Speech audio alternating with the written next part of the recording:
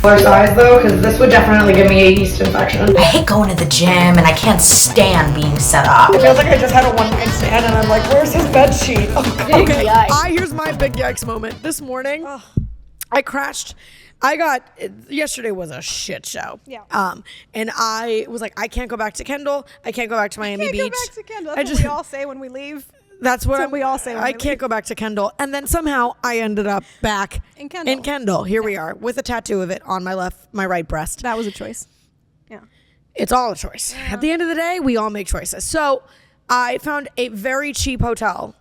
And I was like, I'm crashing because I was in Fort Lauderdale last night. And I was like, this is senseless to go all the way back to Kendall and then come back up to Pompano. I have to be up early, yada, yada. And I woke up this morning and there was no complimentary coffee in the lobby. Was this on Holiday Inn Express? No, the Express has coffee. It was like it was like the Spirit Airlines of hotels. Ugh. Yeah. We're killing it. And I still haven't learned this lesson on the road, even too, like whenever a hotel's not covered. Yeah. I'm always like, I can rough it. I'm low maintenance, whatever. Sure. You're like, I'm just going to go there to sleep. And it's over $100. Like, it's not even I'm going to get the cheapest or second cheapest option. And then I get to the hotel and I walk in the room and I'm like, oh, someone was murdered in here. 100%. Not died by natural causes. No. Murdered. You got to rip the mattress and you'll see the red stain. Exactly. It's brown now because they died months ago. Exactly. And red turns brown after time. It's rusted. All women know that. Or it's period blood. Either one.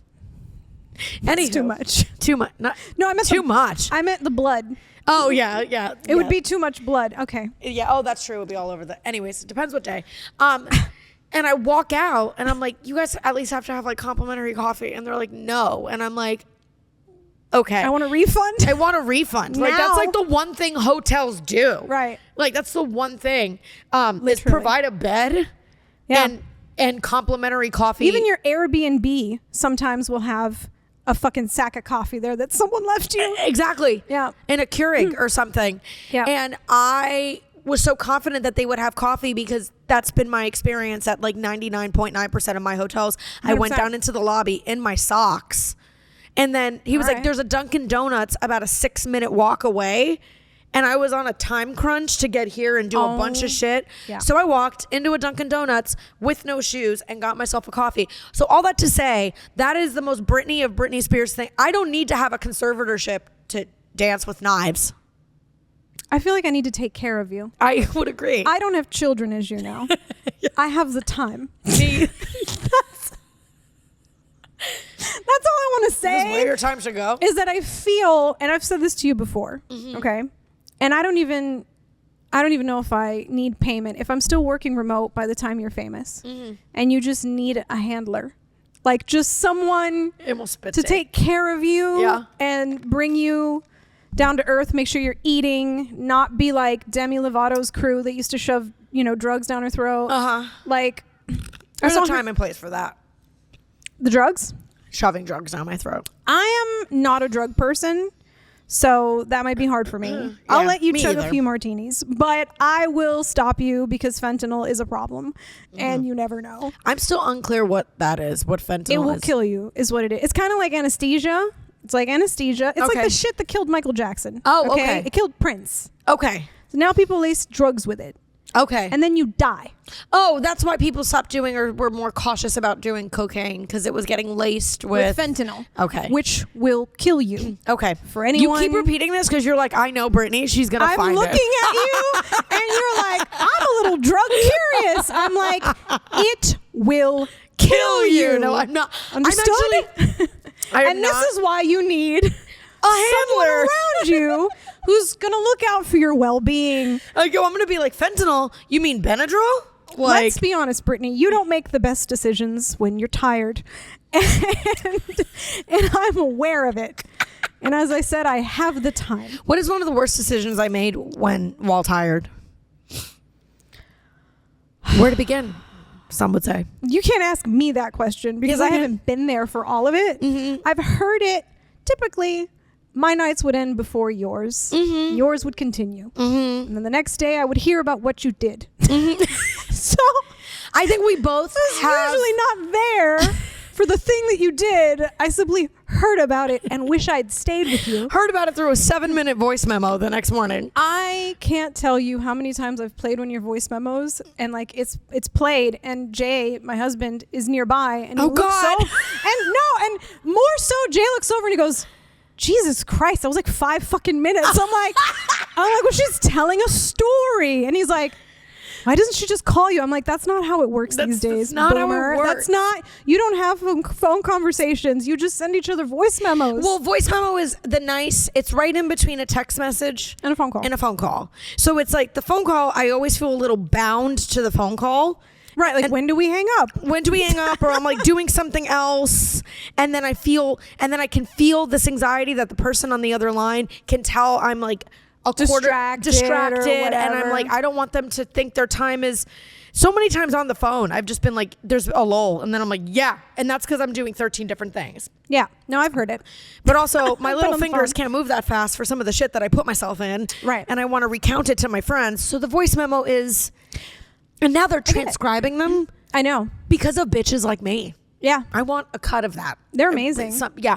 So I think I have an experience in mind that you have in mind about something I did while drunk or tired or both that you're probably like, that you heard about the next day and you're like, Brittany, you need to get sleep.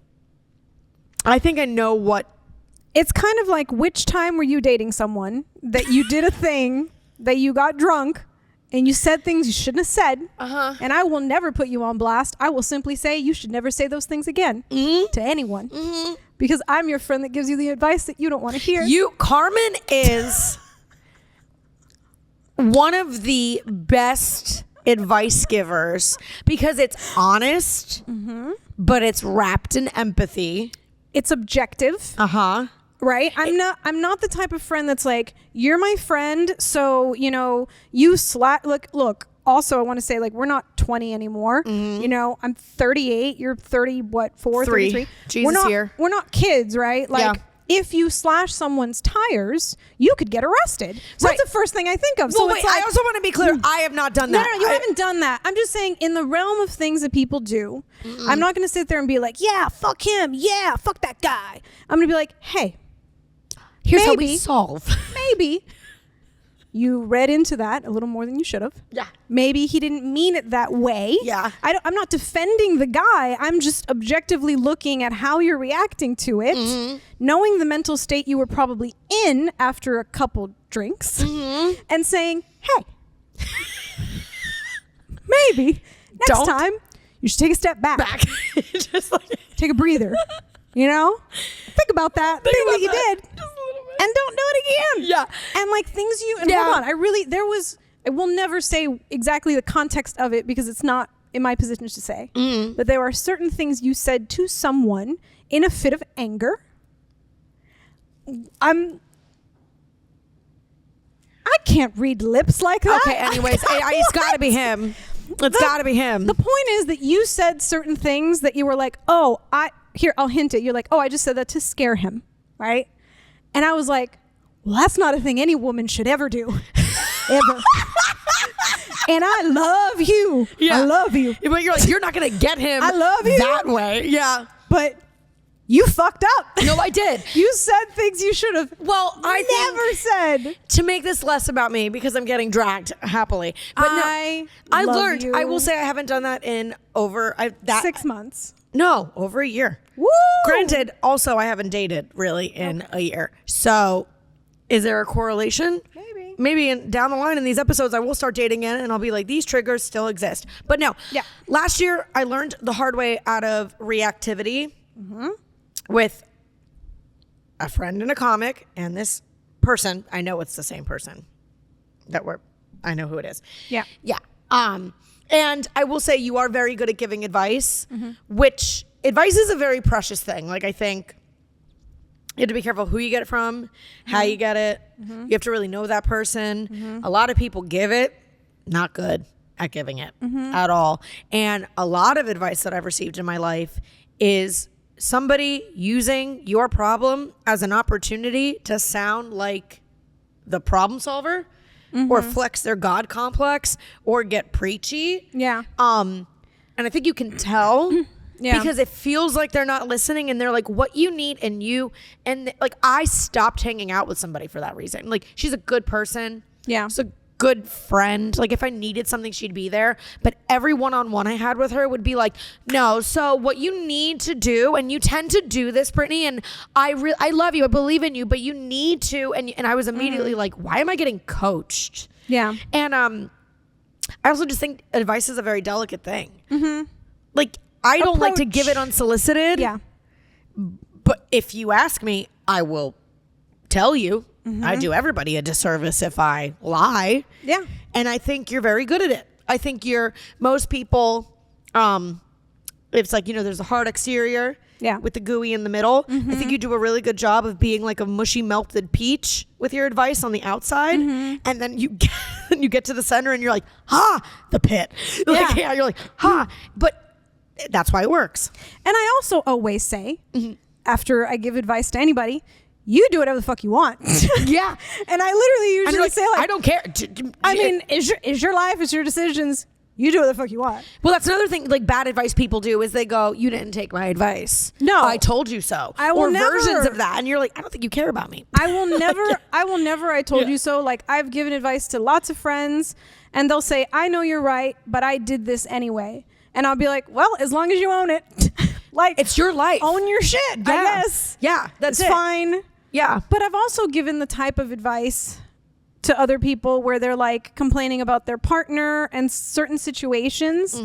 And I'll be like, say a joint decision that was made, and then one partner's resentful of the other. Say, I don't want to speak in detail, but for an example, let's say there was a move to another city and one person is resentful of the other person for the move. And my advice is usually, you need to own the fact that you kind of took a step back and let that person lead that decision, and you had a choice to not move. And that choice probably meant you would have to like break up or whatever, or the other person would be here and unhappy. Or you made the choice to let them move and still be in this. Right. You made the choice. Yes. To at some point accept that person's decision and go along for the ride. So don't sit there and sit in your resentment.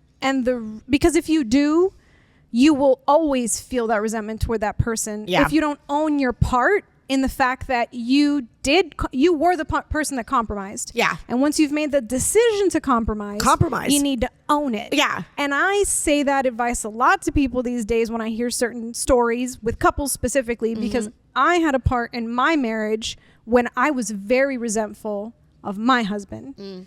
And he knows this, so it's not a secret. I actually don't think I know this. Well, so I've been with Jay since I was 23. Yeah.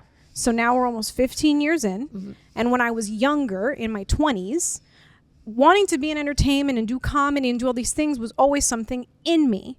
So when we got together, after college, I wanted to go to New York.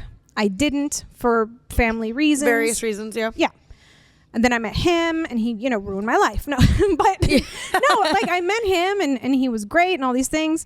And then at one point I wanted to move to Chicago. I wanted to move to New York. Like I wanted to move to the places where things were happening on the Northeast. I never wanted to go to LA. It's just not my it's not my vibe. I'm not a big fan of LA. Yeah. I'm an East Coast, East Coast killers. Like, that's oh yeah. For life. Yeah. So we kept having these arguments where he's like, well, my whole family's here and my job is here, and well, what am I supposed to do? And I'm like, well, what am I supposed to do? Give up all my dreams for you? And I even remember applying for jobs in New York, and I interviewed for a couple and all these things, and I was like, well, maybe we'll do long distance, whatever. And then at some point I kind of stopped doing that. He proposed and I accepted, and then I was like, well, I guess I'm not going anywhere. Yeah, I guess I'm doing this. Yeah. Right. And then after that proposal and the years it took us to get married, I had this underlying resentment for him that I was like, well, now I'm fucking stuck, and now I can't leave, and now I'm whatever. Because it took a while in between the engagement and the marriage. Well, we were broke. So right. Yeah. And weddings be expensive. Yeah. It was almost like 3 years before our actual wedding came along. Okay. So I sat in this resentment of my years are passing by and I'm not pursuing entertainment. And it's because and this you're guy the reason move, I'm and you're not the in reason, Chicago. Right. And yeah. Then I don't know when the moment was, but I had the moment where I said, wait, if you really wanted this move more than him, you'd have done it. Because people do it all the time. Yeah. People break up relationships to go pursue other interests all the time. Yeah. So if I wanted that more than him, or maybe it was a fear thing and he was safer, whatever. It doesn't matter the reason, whether I stayed out of fear and comfort or I didn't want, whatever. It doesn't matter the reason. Also, to just play devil's advocate and give you a little grace in this too. Yeah. Or a little more grace in this. Like, it might not even have to do with desire. You could desire both things equally. Sure. Or it could ebb and flow. Maybe it's where you are at resource-wise, where you are at in your life. It's not that getting married was more important than choosing entertainment. It's just what made more sense at that time. But I also own that you chose that. It was that I chose it. Yeah. And that a lot of it was fear-based. I own that. I've and we've talked about this before. And this podcast is supposed to be about vulnerability. I think I have lip sweat. So it's very vulnerable. It's very vulnerable. Yeah. Maybe a little nose dribble. So you know that the podcast is working in the vulnerability setting when bodily fluids are coming out. I'm just from starting, anywhere. Now Yeah. I'm starting to leak. I'm coming right as now. we get into this. Well, I feel like Squirting. I put you and your bad decisions on blast, so I'm going to put myself on I love blast it. That's why I want. Yeah. Yeah, there's a lot of decisions. I love people in my life that can take heat on them. Like this is why I adore I just you. did it to myself. I was like, I'm going to do it. I love it. I'm doing it. Yeah. Yeah. There's a lot of things I haven't done Yes. and pursued out of fear of failure. And I know that about myself, and I'm still working on how to get over that. Yeah. But all that to say that coming back to how it impacted my relationship, I had to accept that at the end of the day, even if I hadn't been with him at that time, I probably wouldn't have had the balls to just get up, go, and pursue this thing. Yeah, so Probably it just wouldn't wasn't have had the balls. Jay, it was So where you were at. It wasn't Jay. He was just the Right. fall guy in my head at the time. And once I got over that resentment that I had for him inside for years, that he would only get glimpses of in a random argument where I would like say some shit.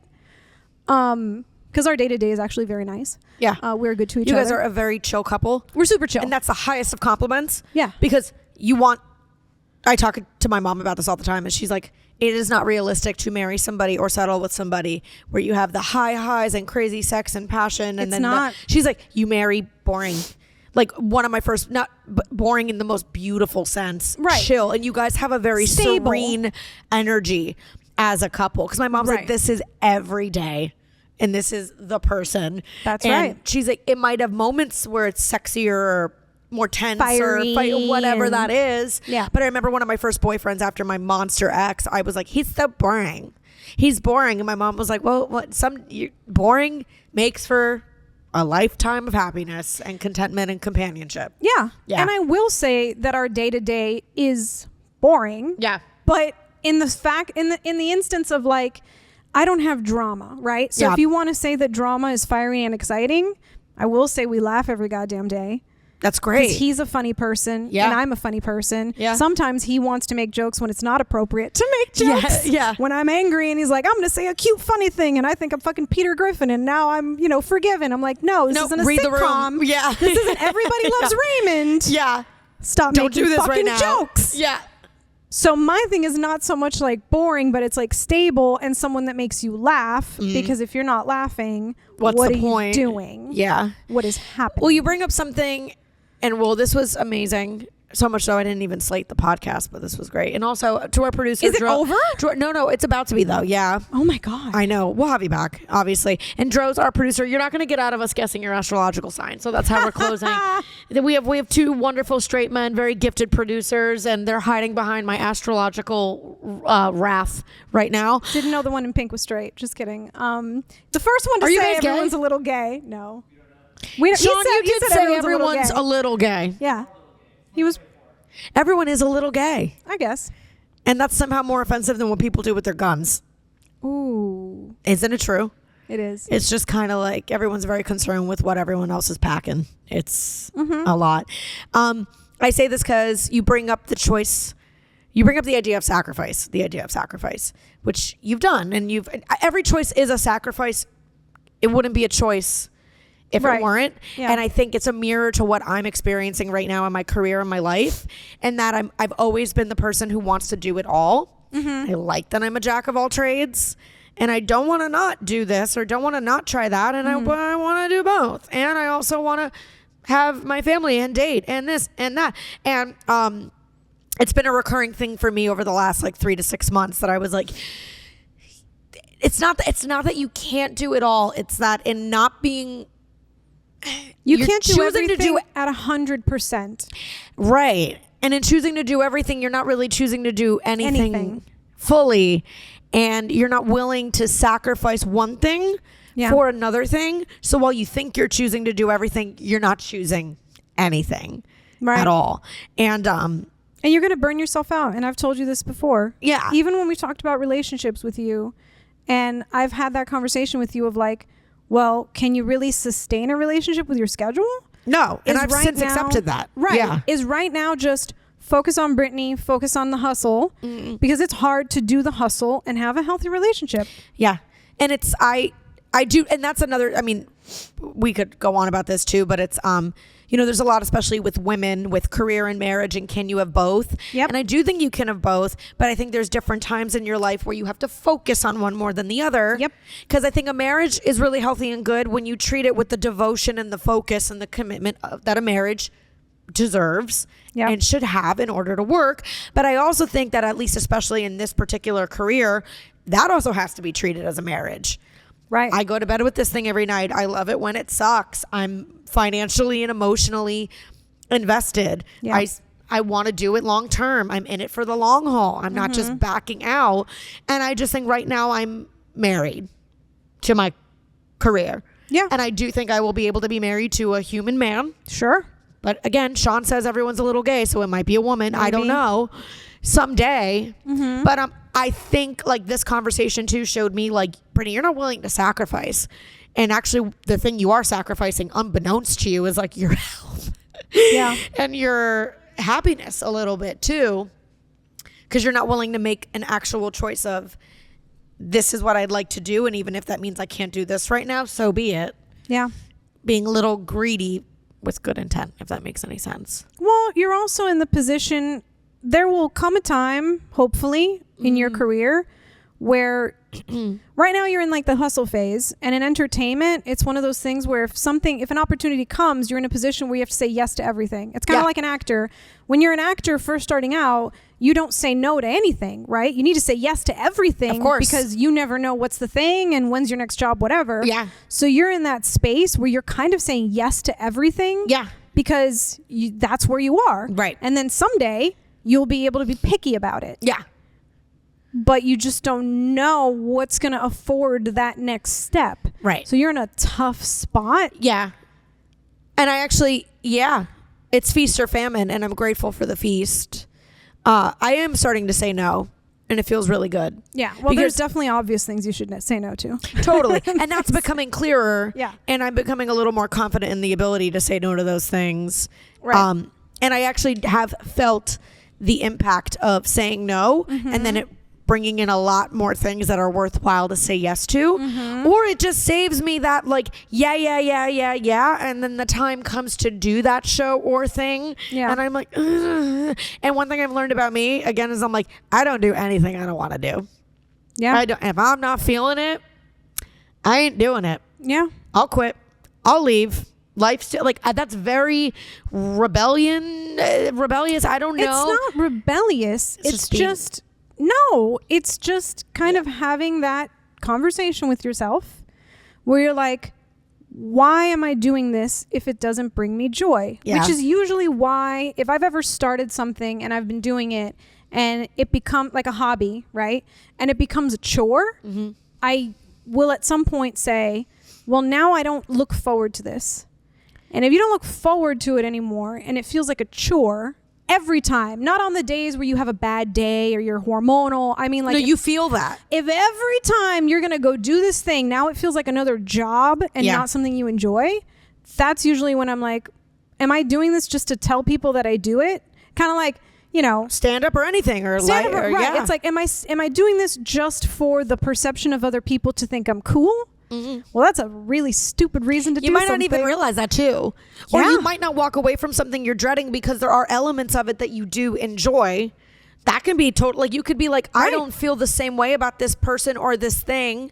And of course, you're going to feel loss and grief when you part ways with that thing. I'm going through it. With stand up. Like, Yeah. it's right. You're like, I have an still love identity it. crisis Right. right now. Yeah. Where people would be like, oh, this is my friend. She does stand up. Because people like to say that about a friend because Yeah. it's a cool thing. She's that a people comedian. Don't Tell do. me a joke. And you're like, Right. dying to You fire. must be Yeah. funny. And I'm like, yeah, I'm funny, Yeah. but fuck you. Like, I don't want to talk right now. Yeah. I don't want to make you laugh. I'm not a goddamn puppet. Like, Yeah. I don't, Yeah. like, I'm not going to use my material on you. I don't even know if I like you. Oh my yet. God, I had in Phoenix, a woman comes up to me. She overhears after a hot yoga class that I'm headlining at the Improv. Yeah. And she goes, oh my God, you're a comedian? No, you're not. Oh my God. You're not. Do I know your stuff? Where have I seen you? Where Well, she can goes, I see you? I don't believe you. And I go, okay, like what the fuck? I was like, okay. Then she goes, I'm probably funnier than you. And I said, without hesitation, I said, this is a fun conversation. Right. Like, this is great. I And didn't then she ask goes, for any of this. For what the do you- record, like, what do I you even didn't talk ask. about? I can't believe. Do you really? What do you? And I go, well, here's a flyer. Like, Yeah. I'm. If you, it's a lot easier for me to actually do it than to tell you what I do. Yeah. And then she goes, oh, she says something hacky and terrible. Mm-hmm. And she goes, don't take that. Don't steal that. And I said, I go, Or the other thing people always say is, you should write a bit about this. you should write a bit about this. You have to talk about how short you are. You have to write talk a about bit your mom. that because that is hilarious. Put it in your skits. Every fucking time someone says write a bit about it, that is the last thing I want to write a bit about. And it's not fucking That's all funny. I have to say. Anytime they suggest it, it's not funny. We've just educated the men in the room Oh my who God. are watching us It's talk. anybody. It's like Literally. Oh, and it's not a gender thing, for the record. It is every comedian doesn't want to just tell you a joke when you meet them. Yeah. And doesn't want to write the thing that you think is bit worthy. At all. Well, so I said to her, she goes, I'm probably funnier than you or whatever she said. And I said, I go, come do 5 minutes on my show because I'm a fucking maniac. And I know that's like a risk. And she goes, ha ha. And I'm like, no, I'm serious. Like, comedians hate this conversation. It's like, but if you think you're funnier than me, right, I'll give you 4 to 5 minutes. I don't care. But also, maybe you are funnier than me. And so fucking what? Why are we all competing? Why are we all competing? Why are we all competing? This is a terrible conversation. It's literally fucking comedians. It's like Highlander. Yeah. There can only be one. And it's like, why? There is no other art form like that. Musicians are not like that. Oh, musicians gas each other up. They're like, your new record? They're like that. He's like the best drummer of all time. He inspired me to try out R&B and experiment. And comedians are, there is even actors, they're like, oh, you're an amazing scene partner. What you did was transcendent. Yeah. And then comedians are like, I'm funnier than this guy. And I'm like, why are we doing this? Yeah, and I'd like to think if I were to put like a positive spin on it, it is because being funny on stage is so fucking hard. It is. That once we earn it, and it's like, oh, and that's a whole, But it's also like this constant. It's the constant competition, and we all do it where there's a lineup, and instead of wanting the totality of the show to be good, you're constantly thinking, I just want to be funnier than the guy before or after me. Or I wanna worrying be about it's your... like you won. I won the night because people came up to me more or laughed more. Right. And it's like, why don't we ever look at it as the totality of the show being quality and good versus, oh, I was better than so-and-so. And it's also so subjective. It's so subjective, and it's also like you have to, stand-up has definitely taught me to focus on myself. Yeah. Like, did I get what I needed to out of that set? But, I mean, we're winding down the pod, but we will have you back. But sorry. I want Carmen too. She's very good at giving advice. Yeah. She's very funny. Sure. She does stand up. Did. Not actively I'm now. on hiatus. Well, I think that you should start a stand-up rehabilitation program. I was saying this before we started rolling.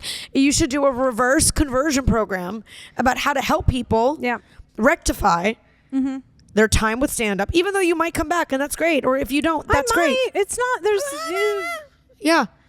Yeah. But I think you have a good experience with it.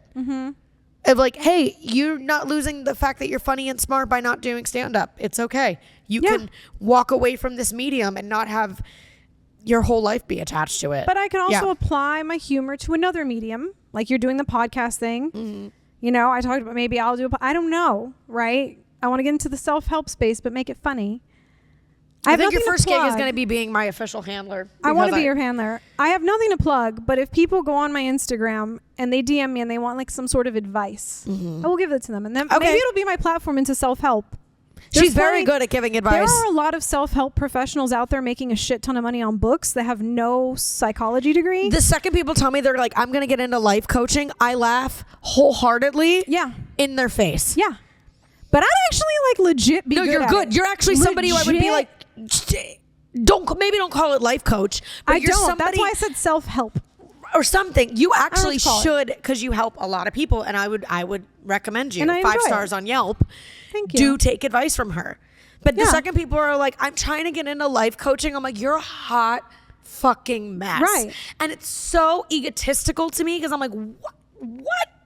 Yeah. Like, I'm like, how do you think you have life so figured out that you have the audacity and Delulu to go have people pay you to fix theirs? Yeah. And 9 times out of 10, the coaches that I know are lost. Yeah. Lost. I'm not saying... I'm going to get canceled after this podcast. I don't care. But I'm not saying that all of them are bad. I'm just saying a lot of times they're like, their story is like, well, I did corporate America and got fired 3 times. Mm-hmm. Then my marriage collapsed. And I know the pain of losing custody of all 4 of your kids. And don't get me started on the attempted homicide. Prison is real. But now that I'm not doing those terrible things, I'd like to help you. Yeah. Pick a career. Yeah. And they were like, what the fuck? Right. Yeah. Here are my credentials. I've never fully derailed my life. Okay. I look at things very objective. Okay. I'm empathetic. Yes, you are. Funny. What else? And I've been through loss and trauma, and I've done my own therapy that I can then just translate for other people. You're like, I can take my therapist's advice and then just give it to you because it was good. I paid for therapy, so you don't have to. I mean, I would still hope someday I could profit off this. Absolutely. And before we forget, Dros, we're going to guess your astrological sign. We already ruled out it's not Scorpio. It's not Gemini. It's not Scorpio. Sean, you're a Gemini, right? Okay. Is it a Virgo? Are you a Virgo? Because you seem very patient. Okay. We have 9 more. I'm not a zodiac person, so he seemed embarrassed by saying what it was. Said, well, listen, everybody, this is the new racial bias. Like, it's like people used to judge you by your skin color or your nationality, and now it's like your astrological sign is a close third. I don't feel bad about it. I'm a perfect Pisces. So. I'm a perfect Aquarius, I'm a perfect obviously. Pisces. What's your worst trait, Dros?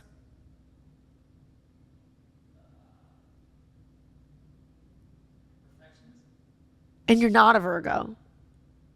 This is Brittany. Capricorn. That is problematic. Capricorn men be repressed as fuck. I'm just kidding. When's your birthday? Oh, yeah. Yeah. I love Capricorn men. It's the time of year. They really fuck you when you're born in December. Like late December. Jesus is the most fucked. It's not a zodiac thing. It's he wasn't even born in December. That's true. I don't want to get into it. Yeah, that is true. Carmen, where can people follow you? I love you with my whole heart. I love you too. I mean, people can follow me at Carmen Zita, CarmenZita. Mm-hmm. Not the Power 96 prank caller. No, Much better. Not the Power 96 prank caller. You could DM me for advice. Maybe that'll kick off some sort of platform. Yeah. I don't post often, so you're welcome. We might change that. If you can also follow me and mute me just so I have numbers that look impressive. I used to tell people that all the time after shows. I'm like, just fucking follow me and mute me if you don't want to see my shit. But I just need the numbers. Muted. I have most comedians muted. I started doing that after I stopped doing stand-up because I was tired of the fucking flyers. Yeah, and tired of the terrible clips. Tired of the flyers. How long have you been single? And I'm like, like yelling. Yeah. I love you so much. I love you too. And thanks for, I knew you wouldn't hold back on both A, calling me out on my shit, and B, being vulnerable. And our shared hatred of Bad Bunny. And if we do a close-up on these feet and we send them to Tarantino, maybe. Or let's send it to Pedro Pascal or something, because we don't know if he's Pedro's not going to go for it. But Tarantino might put you in a film. You know what's crazy about OnlyFans? It's like, you thought you had a porn addiction. OnlyFans is crazy because it's like getting to watch people you've always wanted to actually fuck do things and be naked. Oh, okay. That's what's crazy about it. I was thinking about that the other day. That's nice. And you can also, it's a request line for porn. Yeah. Okay. I've never downloaded this app. No, and I don't do that on there. I just do, I don't even do my feet on there because I did ballet my whole life. I want and men to are do like, oh, I don't want to do feet so bad. You know how I feel about it. We're big fans of OnlyFans in this house. I know we need to wrap. Okay, go ahead. Closing statement. How you feel about OnlyFans? Really fast. Yeah. We were talking about it earlier, which was the guy that I watched botched plastic surgery, expensive. I'm always like, how do these people pay for this? Yeah. And the guy that said the other night that he was a financial degrader, which was that he degrades men for money. And oh my God, I was like, I quit. Yes. I almost turned in my resignation. I was like, how do I get this job? Yeah. I want to make money off sad people in a non-sexual way. Yeah. And I think I just found it. That's it. That's how you So do like it. self-help is cute, but degrading people? I used to have a bit For about money? that. I'm like, watching men get turned down for promotions, I come so hard quickly. Fast. I was like, you want me to aggressively. degrade a CEO? Done and done. Done. I did. That was like, I got a DM from a guy, not even on OnlyFans, and he was like, my birthday's coming up. Can I pay you to just rip into me? And I was like, yes. And for the you record, can. I am not biased. I will degrade a woman too. So, I mean, I am not fucking biased. That's actually the most feminist thing you can do. You're I like, know. you're like, hey, you showed up, I showed up. This isn't even about Yeah. gender. If you want me to be like, hey, you're a sad fucking bitch, get your life together, I'll do it. And she's I'll done it do for me and to me for free. The phrasing was different. But it people was- are not going to DM me for advice now. This is the last thing I'll say is this is hilarious. I told Carmen about a situation I'm going through, and it was with another woman, and I was like, a remark I passed about how quickly I advanced in something in my career. Ugh. And Carmen moves from empathetic and good friend to all of a sudden she reacts to me telling her this, and she goes, "Get over it, bitch!" Like just like No, not you. Get over it. I know her. Oh yeah, her. And I was so Yeah, funny yeah. to see That you was go my from reaction. caring to like, I'll cut a bitch. Like you were the most Miami. Those are my two levels, though. Yeah, same. I'm Yeah. crazy empathetic. I cry at every movie, but I will fuck you up. And that, everybody, Dark Princesses. That's Dark us. princesses. I love you. It's gonna happen someday. I don't know what it's gonna. The form. We're gonna close on the It's the feet. wrong leg. I love you. Love you.